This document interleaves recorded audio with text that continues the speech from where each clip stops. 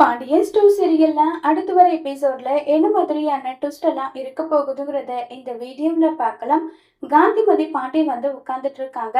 காந்திமதி பாட்டி கிட்ட வந்து அரசி பேசிட்டு இருக்காங்க. ரொம்பவே சந்தோஷமா அரசி பேசிட்டு இருக்காங்க. என்னம்மா எப்படிம்மா இருக்கேன்னு எல்லாம் சொல்லி கேட்டுட்டு இருக்காங்க. எனக்கு என்ன அப்பதான் நான் நல்லா இருக்கேன்னு சொல்லிட்டு பேசிக்கிட்டு இருக்காங்க. இந்த தூரத்துல இருந்து பாத்துட்டே இருக்காங்க குமாரு.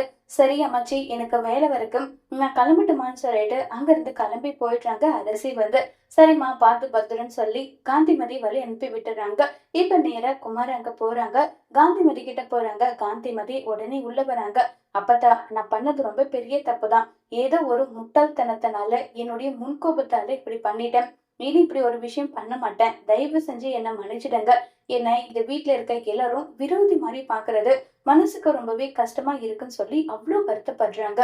உடனே காந்திமதி வந்து இங்க பாருடா குமாரு, நீ ஏகப்பட்ட விஷயம் பண்ணிருக்க. ஆனா அது எல்லாமே ஒவ்வொன்றா நான் மன்னிச்சுட்டு தான் இருக்கேன். ஆனா இந்த முறை நீ பண்ண வேலையை என்னால மன்னிக்கணும்னு நினைச்சா கூட மன்னிக்க முடியாத அளவுக்கு நீ ஒரு தப்பு பண்ணிருக்கேன்னு சொல்லி அவ்வளவு கோபப்பட்டு பேசுறாங்க. நான் பண்ணது ரொம்ப பெரிய தப்பு தான், நான் இல்லைன்னு சொல்லல. இனி இப்படி ஒரு தப்பு பண்ண மாட்டேன். தயவு செஞ்சு மன்னிச்சுட்டேங்க. நான் திருந்தி வாழ எனக்கு ஒரு வாய்ப்பு கொடுங்க.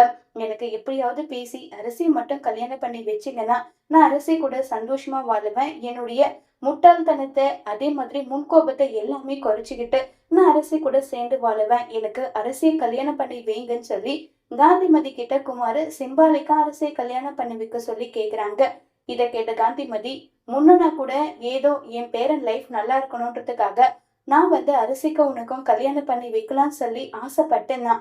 இல்ல நல்லா சொல்லல. ஆனா இனி யார் சொன்னாலுமே இவனுக்கா, இந்த முட்டாளுக்கு, இந்த முன்போக்கு கோவக்காரனுக்கு கல்யாணம் பண்ணி வைக்காதீங்கன்னு தான் நான் சொல்லுவேன்னு சொல்லி அவ்வளவு கோவப்பட்டு பேசுறாங்க. என்னப்பதான் நீங்களே இப்படி பேசினா அரசி வீட்டுல இருக்கவங்க எப்படி என்னை ஏத்துப்பாங்க? எதுக்கு ஏத்துக்கணும்? வேண்டாம். அந்த பொண்ணு ரொம்ப நல்லவ, அந்த குடும்பத்துல இருக்கவங்களும் நல்லவங்க. சோ நீ அங்க போயிட்டு எந்த ஒரு விஷயத்தையும் கலக்காம இரு. என்ன ஆனாலும் சரி, அரசிக்கும் உனக்கும் கல்யாணம் நடக்காதுன்னு சொல்லி காந்திமதி சொல்றாங்க. இத கேட்டு கோவப்படுறாங்க குமாரு. அதோட இந்த பிரேமவை முடிச்சிருக்காங்க.